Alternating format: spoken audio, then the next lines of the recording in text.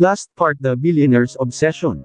I don't know if matatawa ba ako o magagalit sa kanila para silang mga paro-paro, sa kakiti-kiti sa dance number nila. This is the dance number that Wilmore has been keep repeating. Paro-Paro G remix with Sayaw Kikay na personal niya pa daw pinasadya para sa kasal namin. Kasal. Tiningnan ko ang dress na suot ko pati ang suot ni William ngayon. He's wearing a white button-down dress shirt for men na bukas ang 3 butones sa dibdib. And before I could process anything, I saw Judge Gonzales, with Doc Divine and Sir Nathan entering the room. They are all smiles looking at the crazy and immature brutes, who are still dancing like idiots. May nakita pa akong sumilip na mga doctors and nurses mula sa labas ng pintuan. The brutes continue dancing like crazy, para silang mga batang papansin na ngayon lang binigyan ng pansin. Lalo na si Wilmore na pabayda nang makita niyang pumapalakpak si Doc Divine. Tinawag niya pa si Knox, Nate pati Kuya Hendrik pero sinungitan lang siya ng 3. Mga killjoy, palibas sa mga geraang, sabi niya sa kamuling bumalik sa mga kasama niyang mukhang mga timang na nagpi-freestyle na ngayon. Tawang-tawa si Doc Divine, pati si Judge Gonzales, Sir Nathan pagkatapos ng dance number nila. Hindi ko alam kung matatawa ba ako o may inis sa kanila. Pero sa huli pinili ko na rin lang na tumawa. Kaya pala ang Guerrero binigyan pa ako ng salamin pati suklay kanina. Pero teka, para saan ba ang lahat ng to? Tila sagot sa tanong ko biglang tumigil ang music, may pumalit na bagong tugtog. I may be climbing on rainbows but baby, here goes. Na sentro ang tingin ko kay William na ngayon ay punong-puno na ng luha ang mga mata. Dreams, they're for those who sleep, life is for us to keep. And if you're wondering what this song is leading to, I want to make it with you. I really think that we could make it, girl. Isa-isang lumapit sa akin ang mga kaibigan niya na ngayon ay nakasuot na, sabay abot sa akin ng tigi-isang paborito kong bulaklak, white lilies. No, you don't know me well. And every little thing only time will tell. If you believe the things that I do. And will see it through. Mariin kong ipinikit ang mga mata ko, hindi ko na napigilan ang pag-uunahan ng mga luha ko nang makita ko, ang imahe ng mga magulang kong nakangiti. Masaya sila, nanay pati tatay, para sa akin. Sa muling pagdilat ko sa aking mga mata ang malamlam ngunit luhaan mata ni William ang bumungad sa akin. Ang mga mata niyang akala ko hindi ko na makikita pang muli. I'd like to make it with you, Langga. I don't want to die without marrying the woman I promised my forever with. His tears continue falling from his eyes. Mahal na mahal kita, Langga, mahal na mahal. My heart swelled when I walked slowly towards him. He offered his hands and I cried more when I slowly reached for it, and held it tightly. He pulled me gently and when I hugged him, I hear his low groan, then I realized the gunshot he had. I can't allow this day to pass without marrying you. Doc Margaret Rania Valderrama, will you be my wife? I was about to answer him quickly but then, I remembered how he and his friends pulled that prank earlier. So instead, I looked them one by one. They are looking me and smiling like a behaved schoolboys. When I looked Kuya Hendrik, Nate and Knox, they just smiled me.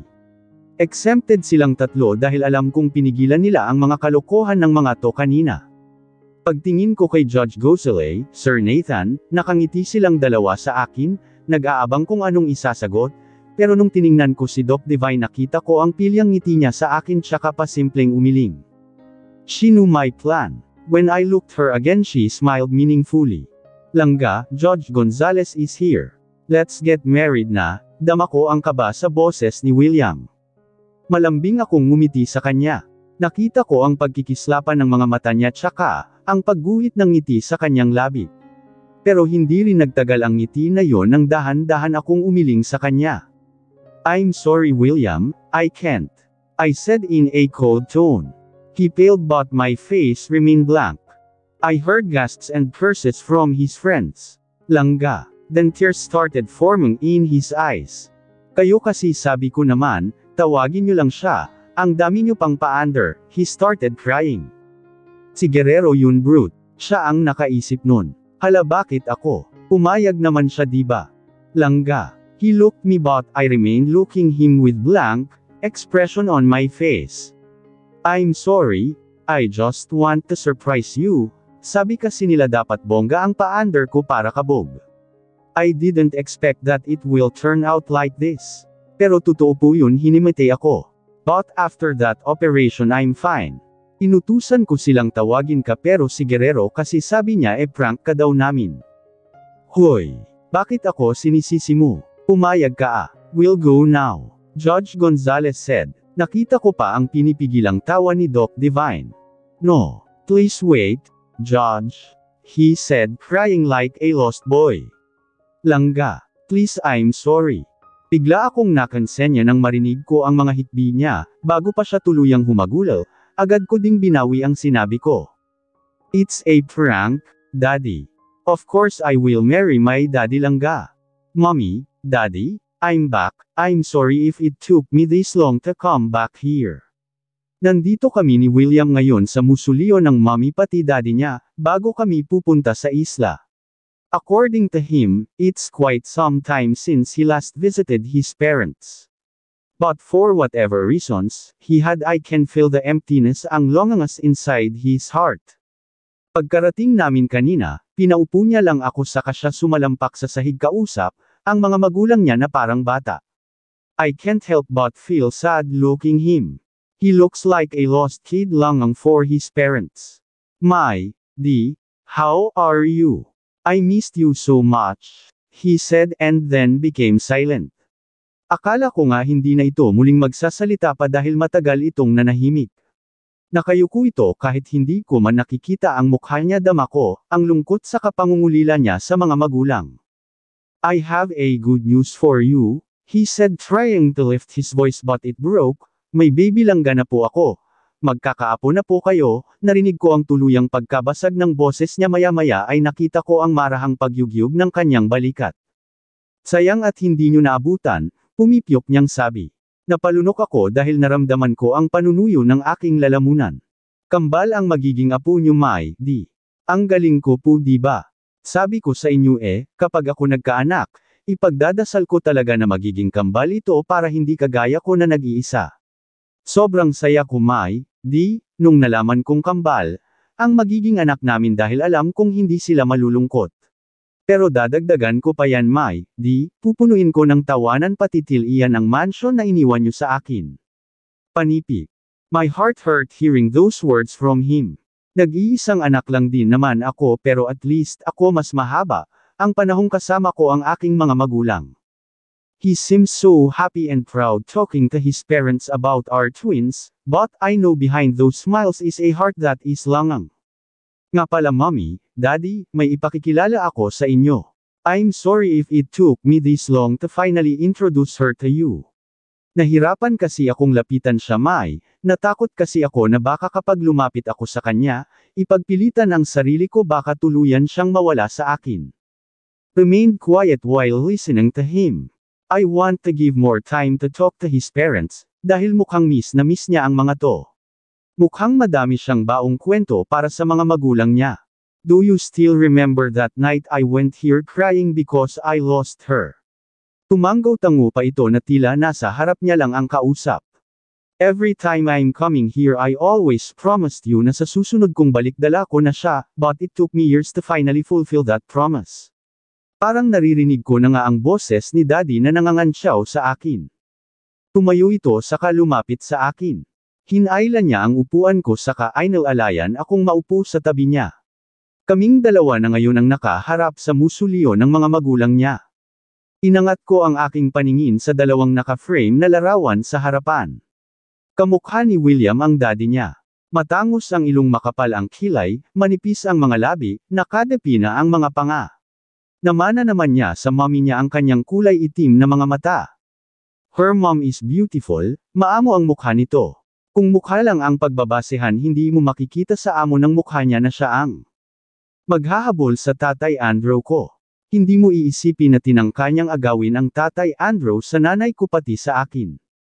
Mommy, Daddy, gusto ko pong ipakilala sa inyo ang kaisa-isang babaeng minahal ko. Siya po ang dahilan kung bakit patuloy pa rin akong lumalaban. Malambing siyang tumingin sa akin sa kamaso yung pinatakan ng halik ang noo ko. My heart thumped hard inside my chest. I smiled him. Kahit ilang beses ko nang narinig ito kay William, hindi ko pa rin maiwasan kiligin sa kanya. My William is really the sweetest, he is the gentlest and has the purest soul. She's the reason why I can't come with you, he said, still looking me. She's the reason why I didn't take your hand. Kumunat ang noo ko sa kanya pero isang maliit na ngiti lang ang ginantay niya sa akin. Take his hand. Anong ibig sabihin nun? Ibig sabihin ba nakita niya ang mga magulang niya nung araw na nabaril siya? I'm sorry mom, dad kung tinalikuran ko kayo, but please don't think that I don't love you both cause I do, I always do. It's just that, I can't leave my mommy Langga taking care of our babies alone. Doon na nga tuluyang nabasag ang boses niya. Iniwas niya ang tingin sa akin, narinig ko ang mahihinang hikbi mula sa kanya. Inangat ko ang kamay ko marahan kung hinaplos ang likod niya. Hindi ko na rin napigilan ang sariling umiyak. I am hurting seeing him in pain. Mas gusto ko yung palagi lang siyang nakangiti pati masaya. I don't want to see him cry, enough of his pain from his childhood. It's time for my William to be happy. I want my daddy Langga to be happy. Please don't think that I abandoned you mom, dad, because I chose to stay. I can't leave this world siyang may Langga wipang. Doble ang sakit na aking naramdaman nung nakita kong umiiyak ang mommy Langga ko. Na kahit pa sumama ako sa inyo hindi rin ako matatahimik, kaya sana mapatawad niyo ako. Biglang umihip ang malamig na hangin na tila ba umakap sa amin. For the longest time that I'm alone, mommy, daddy, finally I have someone with me who promised me forever in this lifetime. May makakasama na ako sa buhay mom, dad. Hindi ko na kayo guguluhin dalawa dito para lang kausapin dahil nalulungkot ako. Hindi ko na kayo gagambala in this oras ng gabi para lang umiyak sa kamaglabas ng mga hinanakit ko sa buhay. Lumakas na ang mga hikbi ko. I can't imagine that he's been through all this. Ang dami ko palang hindi alam sa kanya. Ang daming hirap ang pinagdaanan niya. Sa likod pala ng mga ngiting pinapakita niya sa mga kaibigan niya pati sa amin ay isang William na umiiyak na papasugod, dito sa puntod ng mga magulang niya sa tuwing nalulungkot siya. Finally, bumalik na siya sa akin.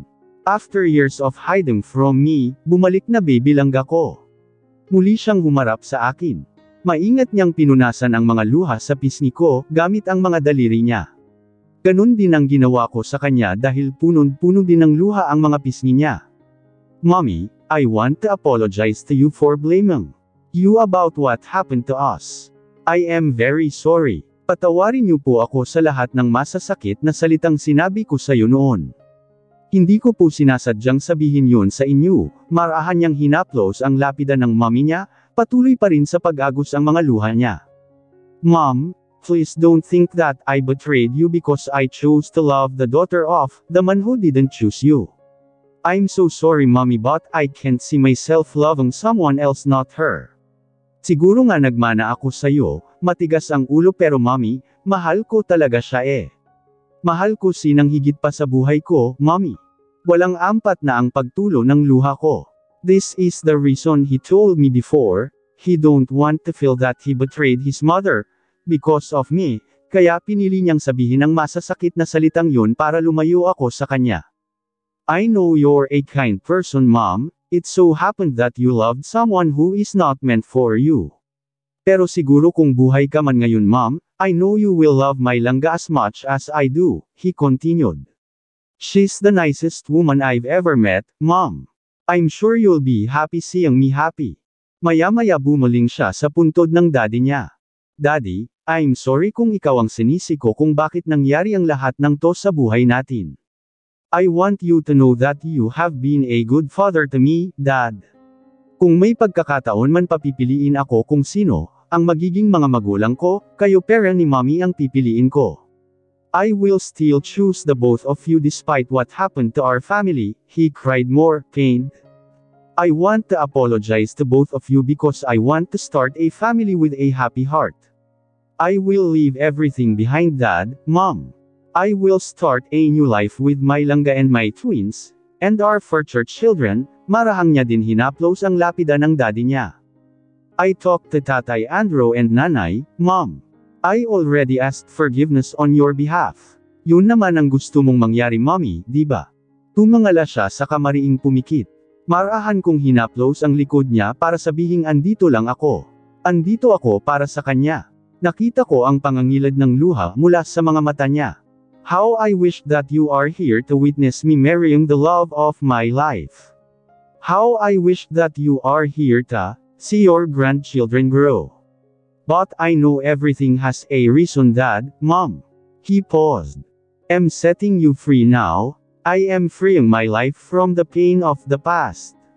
I will let go of the hurt I was feeling for years. Daddy, Mommy, I had forgiven you. I am okay now. Please don't be sorry for what happened. I want to see both you happy. Please be happy for me, for us, for my family.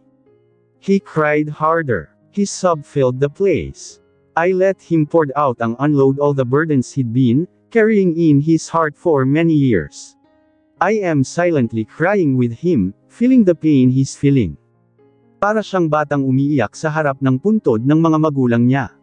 Tahimik lang akong humahaplos sa likod niya, sumusuporta sa kanya. Lumingon siya sa akin, this time his eyes are no longer reflecting pain.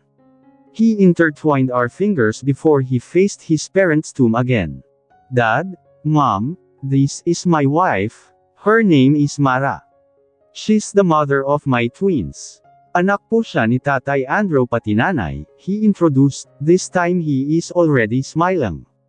She's a doctor, Mom. You always told me before that you dreamed of becoming a doctor, because you want to take care of me kasi kung ano-anong sakit lang, ang inimbento ko para maalagaan niyo ako. Now I have my own doctor, Mommy. I have someone who will take care of me when I'm sick, my wife, he said proudly, kaya napangiti na din ako sa kanya. May gagamot na sa akin, Mommy, kapag nagkasakit ako, kaya wag ka nang mag-alala sa akin, ang mommy langga ko na ang bahala. Napatawa ako sa sinabi niya. Noon pa pala mahilig na itong mangimbento ng sakit para lang maalagaan.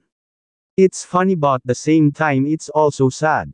Because I can feel that a very young age he's already longing for his parents' care.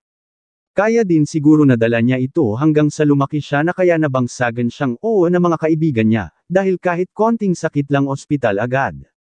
Si Mara ang dahilan kung bakit gusto kong magkasakit noon, Mom. Na kahit simpleng sinok lang feeling ko hindi na ako makahinga para lang masilayan ko siya. Na kahit simpleng sipon pati ubo lang, pinupuntahan ko pa talaga siya sa Amerika. Na kahit simpleng Katie lang sa katawan nagpapakonsulta na agad ako. Na kahit yung amoeba na dapat pala sa tiyan na sabi kong sa lalamunan, napahiya tuloy ako pero ayos lang basta para sa langga ko.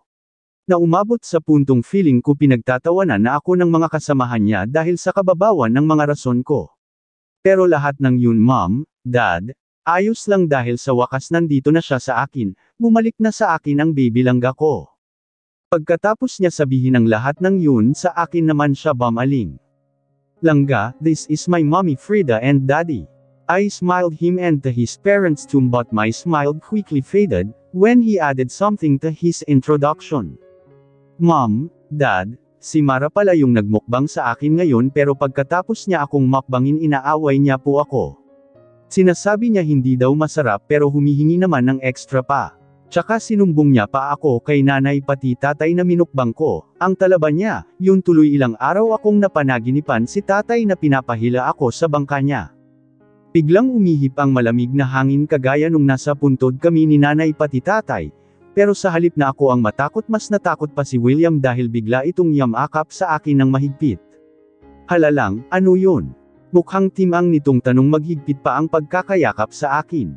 Si nanay pati tatay kay yun o sina mom pati dad? Baka si nanay pati tatay, halaka ipapahila ka na naman mamaya ni tatay sa bangka niya. Yan kasi sumbong-sumbong ka pa, panakot ko sa kanya. Mas humigpit ang pagkakayakap niya sa akin na hindi ko kayang kalasin. Nanay, tatay, joke lang po. Mommy, Daddy, binabawi ko na po pala yung sinabi ko. Ayos lang po pala na makbangin ako ni Langga. Pagkatapos yamakap na ito ng mahigpit sa akin saka ibinaon ang mukha niya sa leeg ko. I'm scared Langga, please, uwi na tayo. Pulong niya sa akin. Ano ba, para kang bata? Seriously William, you're that scared? Tanong ko, hinwokan ko pa ang baba niya para humarap sa akin makita ko ang reaksyon niya. You're scared. Ulit ko, para itong batong tumango sa akin. Ewan ko kung matatawa ba ako o maawa sa kanya pero base sa mukha niya mukhang totoong takot nga ito. Wala akong nagawa kundi ang umuwi dahil takot talaga si William ayaw nang kumawala sa akin. Siguro yung mga tauhan ni Kuya Nate na nakatingin sa amin sa malayo gustong matawa sa kanya, nagpipigil lang. Paano kahit naglalakad na kami palabas para pa rin itong batang nakayakap sa akin? Sa laki ng katawan nyo, akalain mo yon, takot sa multo. After our private wedding that night in the hospital, we stayed there for 3 weeks to let William recover, and then sa bahay na tuluyang magpapagaling as per advised by Doc Divine na ngayon ay ninang na namin, dahil sila ni Sir Nathan ang witness kasama ang mga brutes para sa kasal namin. Pero kahit na yun ang sinabi ni Ninang Doki sa kanya ang tigas pa rin ng ulo ni William, dahil 3 araw pa lang gusto nang umuwi sa isla. Ang dami niyang rason, kesyo nasusuka daw siya sa amoy ng hospital, hindi daw nakakatulog ng maayos, where in fact he is occupying one of the VIP rooms. Kung tutuusin para lang talagang nasa bahay si William ang kaibahan lang dito sa ospital ay limitado ang galaw niya. I mean, limitado ang lambingan namin. Hindi niya kasi ako masolo dahil halos araw-araw nakatambay, ang mga kaibigan niya sa hospital. Minsan nga ako na ang nahihiya kay Major Nate and Ninang Doki dahil ang iingay nila. Pero sabi ni Doc Divine sanay na siya sa mga to, dahil maliliit pa lang kilala na niya parang anak na din ang turing niya sa mga to. Pero ganun pa man nakapagmukbang pa rin naman ako ng ilang beses sa kanya, and I can say that he enjoyed it a lot more than me. Mukhang ito pa nga ang ginawa niyang pang-recharge sa katawan niya. Minsan nga napapansin kung kaya niya ako pinipilit na uuwi na kami sa isla kasi nga mas nagagawa niya ang gusto niya doon. Palibas sa may mga pagkakataon kasing bigla na lang dumarating ang mga kaibigan niya. Kapag hindi namin nabubuksan agad ang pintuan dahil may session kami sa loob, kinakalampag talaga ng mga loko, pagkatapos para pang mga batang tumatawag sa amin mula sa labas ng pintuan. May isang beses pang muntik kaming mahuli ni Nate dahil si Langga, hindi alam kung saan tinapon ang thongs ko, hinanap ko pa. Nagpanik si Major, naghanap ng spare key saktong pagkabukas niya sa pintuan ay siya ring pagtapos kong ayusin ang sarili. Halos hindi ako makatingin kay Major nung araw na yun pero si William ngangisi-ngisi lang ang loko. Naakala mo talaga walang ginawang katarantaduhan. Naku kung wala lang talaga itong sugat, malilintikan talaga siya sa akin. Mabuti na lang talaga at nakuha agad ang bala na tumama sa likod niyo. Ilang beses pa itong pinagalitan ng mga kaibigan niya, dahil sa hindi nito pagsuot ng bulletproof vest nung gabing yun. Ang sabi niya nakalimutan niya daw isuot, dahil madami daw siyang iniisip nung gabing yun, nung oras na nagbibihis na siya, nawala daw sa isip niya ang bilin ng mga kaibigan tungkol dito. Pagkatapos nga ng 3 linggong panantili namin sa ospital, parang sinilihan ang puwet ni William gusto nang ang umuwi. Mabuti na lang todo suporta ang mga kaibigan niya sa kanya. As usual si Simone ang naghatid sa amin sa isla. Nagstay pa ang mga kaibigan niya ng isang araw para masiguro ang paligid bago kami iniwan. Totoo lahat ng nangyari simula nung nabaril siya hanggang sa nawalan siya ng malay sa loob ng chopper. Ang hindi lang totoo ay yung parte. Pagkatapos ng operation niya, yung may lumabas na doktor nagsabing I'm sorry. I'm sorry for taking too much time for the operation but the patient is safe now. Any minute, he will be transferred to his room for recovery. Yan pala ang buong sinabi ng doktor nung gabing yun, pero dahil na rin siguro sa pagod, dala na rin ang kambal sa sinapupunan ko kaya madali akong hinimite plus the fact na konti lang, ang nakain ko nung gabing yun dahil sa ibang pagkain na kinain ko. Ang hirap palang maglihi, lalo na kapag weird ang cravings ko. Mabuti na nga lang at supportive si Simone and Knox na handang magmaneho ng chopper nila kahit 10 oras ng gabi para lang sa request ko. Naiintindihan daw nila kasi nasa ospital pa si William. Pero ang sabi naman ni William sa akin, wag daw ako mag-alala, dahil lahat ng request ko sa kanila may kapalit. I swear, sa next na pagbubuntis ko, hahakbanggan ko na talaga si William para siya naman ang maglilihi gaya ng sinabi ni Nana sa akin. Speaking of Nana, sila ngayon ni Agnes ang tumitingin sa resort. Sila din ang naghanap ng mga dagdag na tauhan na mula lang din sa isla. Yung mga dating tauhan ng resort ay nandun pa rin naman, wala akong tinagal, pero lahat pinapirma ko ng bagong kontrata. Dahil ang kontratang pinirmahan nila ay hindi makatao, mababa ang sahod pati kulang-kulang ang mga benepisyo. Architect, anong klaseng upuan yan? Bakit hindi pantay? Narinig kong tanong ni Agnes kay William habang pababa ako ng hagdanan. Pagtingin ko sa kung anong tinitingnan niya pati ako ay nagtataka din. Sino ang hindi magtataka kung ang upuang tinitingnan ni Agnes ay hindi lang basta ordinaryong upuan? It's a love chair. A black tantra. Hindi ko alam kung anong pumasok sa utak ni William, nagpa-deliver siya ng tantra dito sa isla. Pero kagabi ka-zoom niya ang mga kaibigan niya, ito yung narinig kong usapan nila. Halos lahat din ata ng mga kaibigan niya ay merong love chair, kaya siguro nagtatawanan ang mga ito. Ano to, upuan o kama? Astig naman ito, architect, ikaw nag-design. Hindi sumagot si William sa kanya. Tumawa lang ang loko, kaya lalong naging kuryoso si Agnes. Doc? Lika? Astig ng upo ang pinadeliver ni architect. No, parang kama siguro, ang sarap humiga dito, pero parang, paano ba gamitin to, architect? Iling lang ang sagot ni William kanya. Hindi niya din siguro alam paano sabihin kay Agnes na para sa jugjugan ang tantra na pinadeliver niya. Bring the chair the basement. Utos ni William sa tauhan niya na tumulong sa pagbuhat ng tantra. Yes, may pinagawa palang basement si William sa bahay. It's like a red room, pero sabi niya hindi pa daw kumpleto kaya hindi pa ako pwedeng pumunta doon. Yun daw ang last na naayos niya ngayon kasi may mga slight renovations siyang tinatapos doon. Bakit sa basement, architect? Dito na lang sa sala para astig. Makakita na mga bisita ang bagong design mong upuan. Malay mo madaming o-order sa'yo nun. It's not a chair, Agnes. Sagot ni William, pero hindi niya na inelaborate pa. Lumapit na ito sa akin, sabay yuko para mahalikan ang maliit na umbok ng puson ko. Architect, last na lang bago kayo maglabing-labing ni Doc. Kuha ni Agnes sa atensyon ni William. Tell me. Sagot ni William na hindi nakatingin kay Agnes. I love you, langga. Aniya saka pinupog ng halik ang mukha ko. Yes, Agnes, what is it? Tanong niya nang hindi na nagsalita si Agnes. Sinundan nito ng tingin ang mga lalaking pababa sa basement buhat ang tantra. Para saan po yun upuan, tsaka bakit ganun po ang naisipan yung design? Tsaka pwede ba akong umorder ng ganun? Ngayon pa ako nakakita ng ganung upuan sa buong buhay ko eh. Gusto ko din regaluhan si Nana pati tatang sa silid nila, mukhang relaxing ata pag umupo doon. Doon na ako humagalpak ng tawa. Pati si William ay natatawa na rin.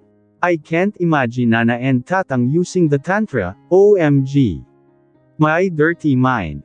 Ness, tanong mo kay Falcon, alam niya kung paano gamitin ang upuan. Don't worry about the order, I will buy one for you, my gift for taking care of my baby langga. Talaga, architect? Promise. William nodded and smiled her. Tsaka sure ka, architect, na alam ni Ibon paano gamitin yung upuan.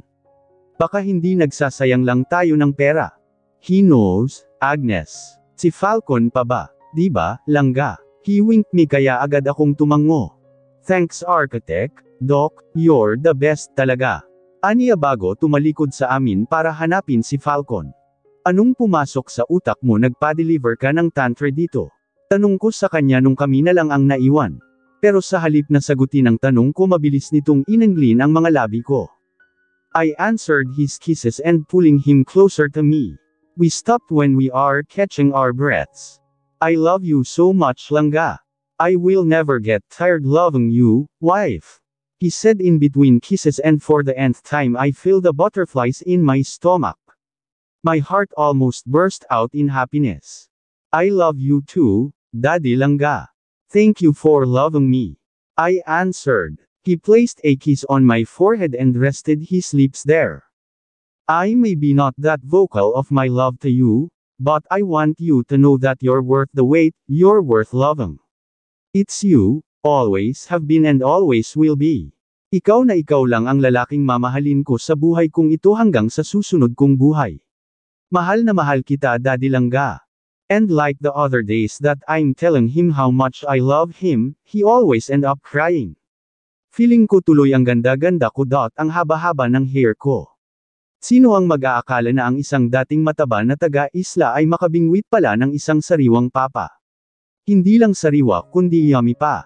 I choose you and I choose you over and over without pause, without doubt, in a heartbeat. I'll keep choosing you. It's you, always been you, hubby.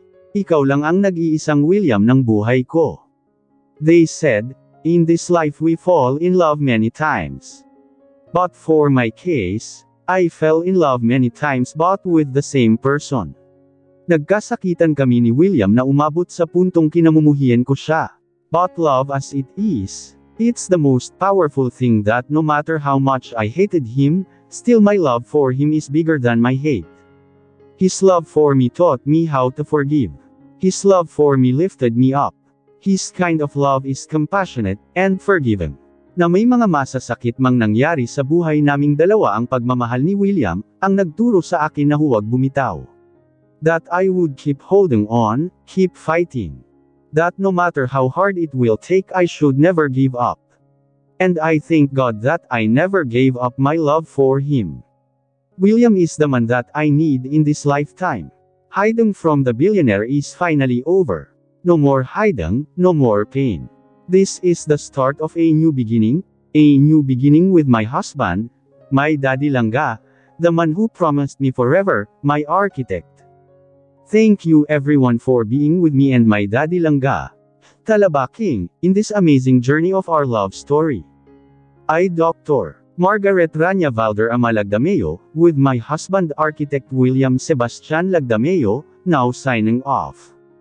Isinilang ko ang kambal namin ni William, dalawang malulusog saka. Ang pogi na kambal na lalaki. Juan Miguel Lagdameo. Juan Carlos Lagdameo.